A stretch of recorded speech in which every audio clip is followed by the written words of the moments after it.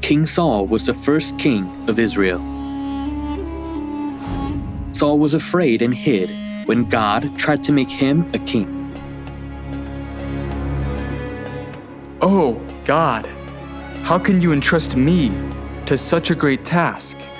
I'm from the smallest and the least tribe of Israel. God made Saul the head of all the tribes of Israel when he considered himself small. However, after Saul became king, he didn't absolutely carry out God's words to annihilate the Philistines. I am grieved that I have made Saul king, because he has turned away from me and has not carried out my instructions. On the other hand, contrary to King Saul, who didn't listen to God's commands, King David absolutely relied on God and followed God's word as it was given. God complimented David, saying that he is a man after my own heart. Even the people of Israel complimented David more than Saul. Did you hear the news of war? Our David was far more courageous than King Saul. Doesn't David win 100 of 100 wars since God is always with him?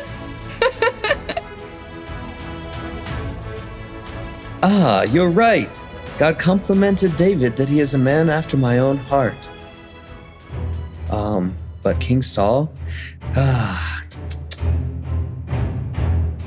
Saul started feeling disappointed hearing the words of the people. It's because he was the one appointed as king by God, being anointed with oil. But David, who was just a servant, is receiving greater love than him. One by one, these kinds of disappointing thoughts were piling up in Saul's heart. At last, he tried to kill David, who was loved by God and his people due to jealousy and envy. As a result, King Saul was abandoned by God and received a miserable end. By looking at the history of King Saul, how are we doing who are walking the path of faith? Sometimes, are we feeling disappointed towards our brothers and sisters who are walking the path of faith together with us?